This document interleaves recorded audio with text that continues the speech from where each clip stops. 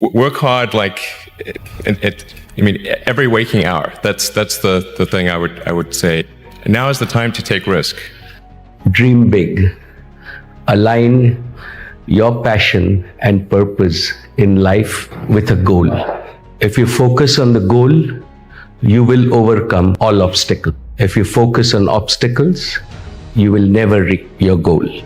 Do something you're very passionate about, and don't try to chase what is kind of the hot passion of the day. I have a story about following dreams. Or maybe, more accurately, it's a story about finding a path to make those dreams real.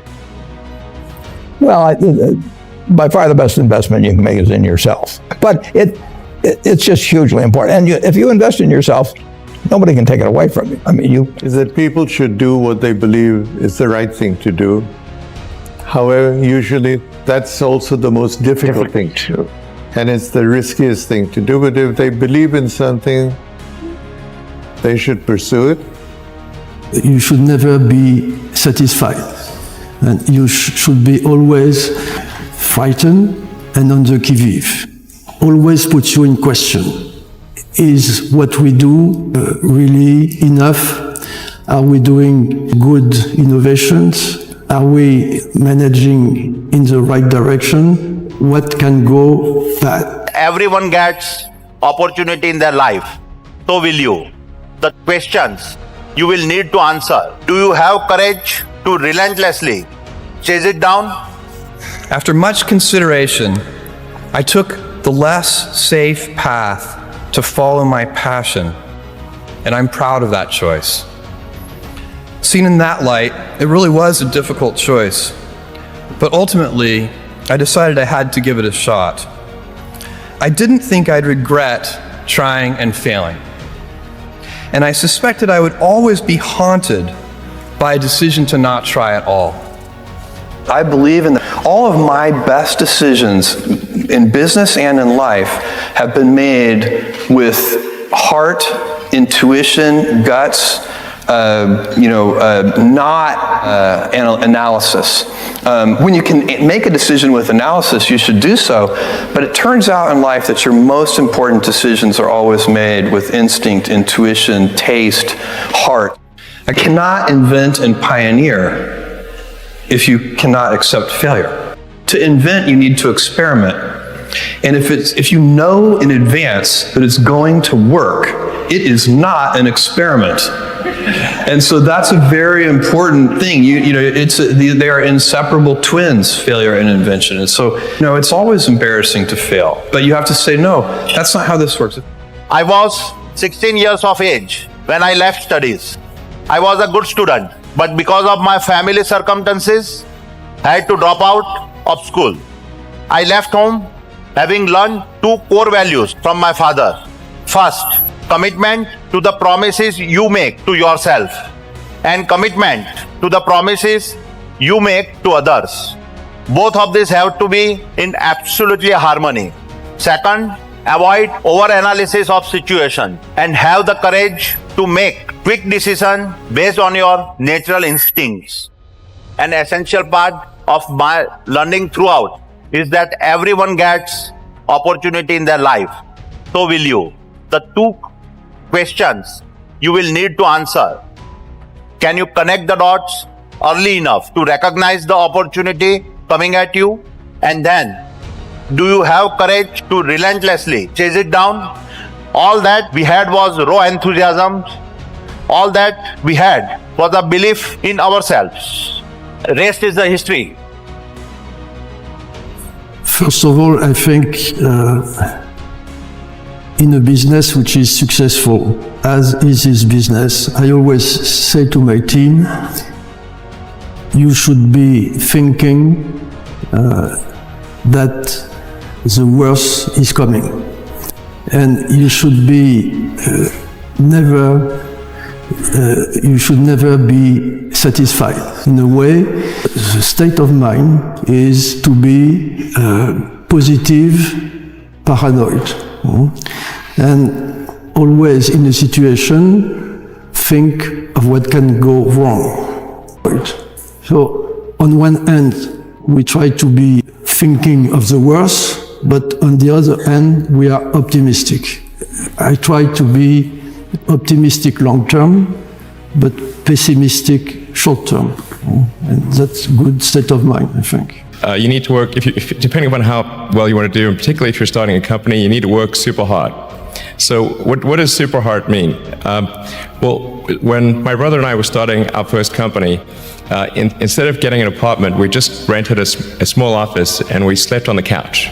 And we showered at the YMCA, and we're so hot up we had just one computer. So the website was up during the day, and I was coding at night. 7 days a week, all the time.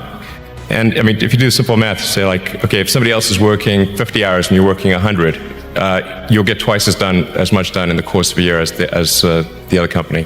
The final thing I would encourage you to do is don't just follow the trend. Now is the time to take risk.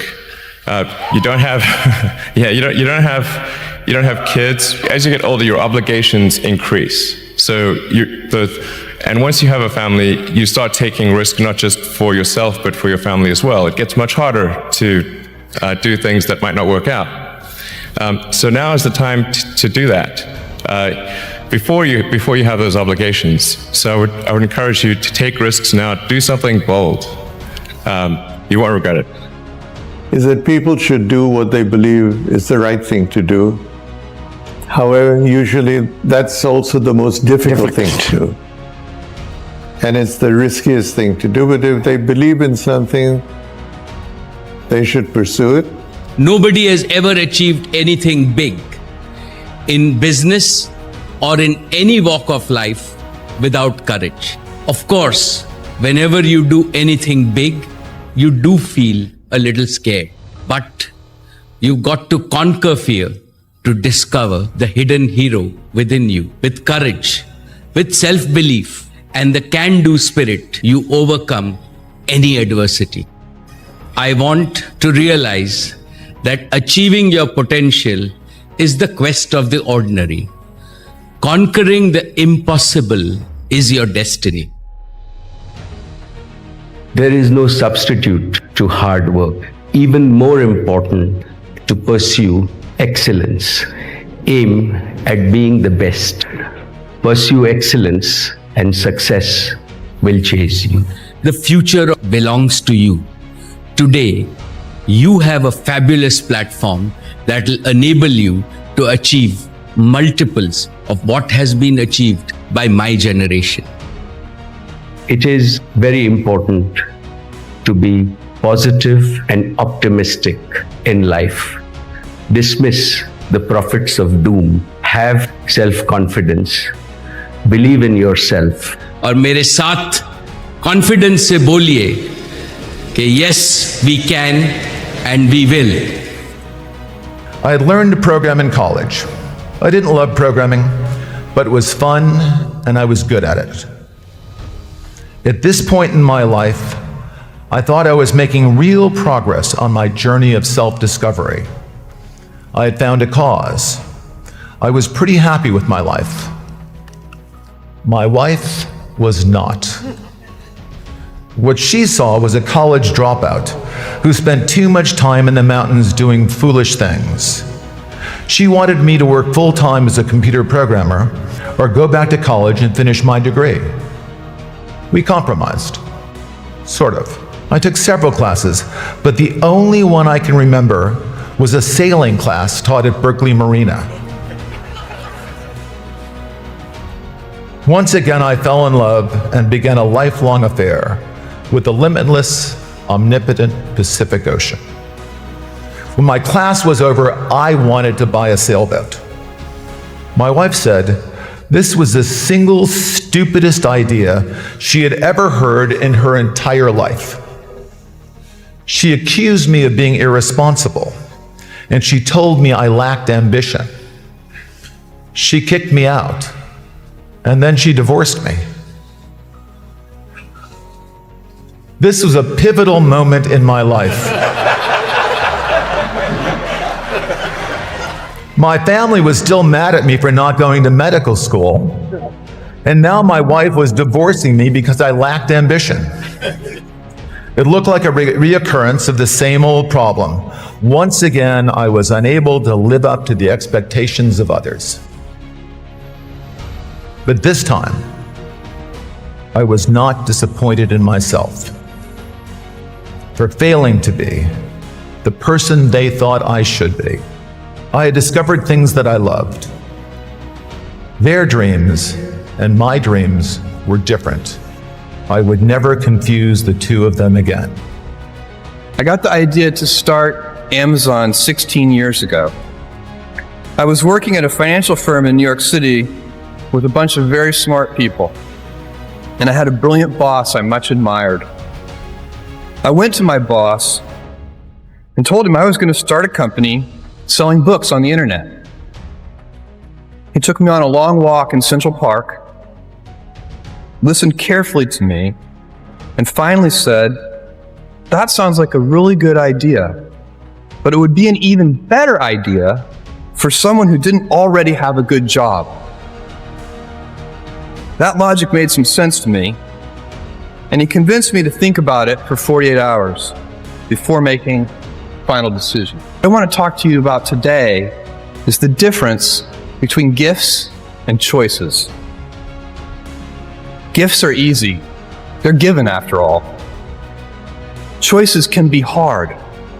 You can seduce yourself with your gifts if you're not careful, and if you do, it'll probably be to the detriment of your choices. In the end, we are our choices. Build yourself a great story.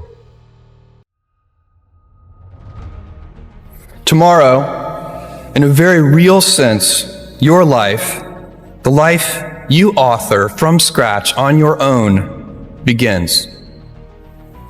How will you use your gifts? What choices will you make? Will inertia be your guide, or will you follow your passions? Will you follow dogma, or will you be original? Will you choose a life of ease, or a life of service and adventure? Will you wilt under criticism, or will you follow your convictions? Will you bluff it out when you're wrong, or will you apologize? Will you guard your heart against rejection, or will you act when you fall in love? Will you play it safe, or will you be a little bit swashbuckling? When it's tough, will you give up, or will you be relentless? You know, we all have adversity in our lives. I doubt if you really, if you know somebody, any friend or anybody that you talk to, there's no lack of adversity. And by the way, that's good, because it's what teaches us how to get back up. You fall down, you get back up. It always happens.